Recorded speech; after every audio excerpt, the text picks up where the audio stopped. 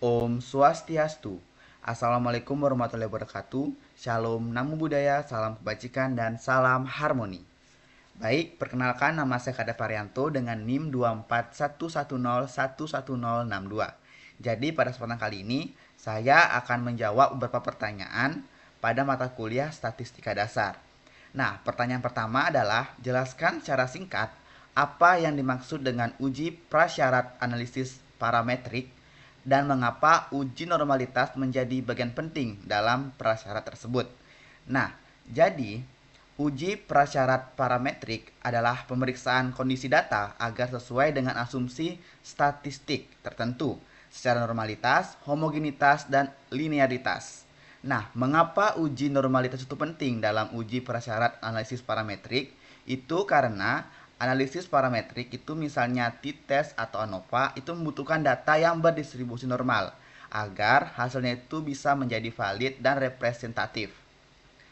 Nah, untuk pertanyaan kedua yaitu berikan penjelasan mengenai apa itu distribusi normal dan bagaimana kita dapat mengenali data yang berdistribusi normal secara konseptual dan visual.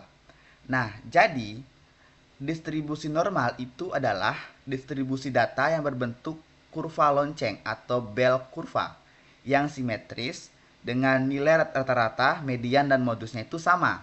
Nah, cara mengenalinya itu yang pertama secara konseptual itu adalah datanya itu tersebar merata di sekitar rata-rata, sedikit data di ekstrem. Dan secara visualnya itu adalah histogramnya itu akan berbentuk lonceng atau key plot, membentuk garis lurus. Nah, pertanyaan yang ketiga yaitu jelaskan bagian prinsip kerja uji chi-square dalam uji normalitas, termasuk apa yang dibandingkan dalam pengujian tersebut. Nah, jadi uji chi-square itu membandingkan frekuensi data yang diobservasi dengan frekuensi yang diharapkan berdasarkan distribusi normal yang teoritis.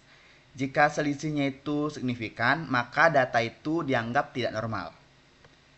Nah, untuk pertanyaan yang keempat itu adalah sebutkan dan jelaskan dua asumsi utama yang harus dipenuhi ketika menggunakan uji chi-square untuk menguji normalitas distribusi. Nah, terdapat dua asumsi yang dapat dikemukakan, yaitu yang pertama adalah data bebas atau independen. Nah, setiap data itu harus saling bebas, tidak terikat satu sama lain. Nah, yang kedua adalah frekuensi harapan itu cukup besar. Setiap kategori itu harus memiliki minimal 5 data frekuensi harapan agar hasilnya itu bisa valid. Nah, untuk pertanyaan terakhir yaitu jelaskan satu kelebihan dan satu keterbatasan uji chi-square khususnya digunakan dalam penelitian sosial dengan jumlah sampel kecil. Nah, jadi terdapat satu kelebihan dan juga satu keterbatasan. Kelebihannya yaitu adalah mudah digunakan untuk memeriksa kesesuaian distribusi data.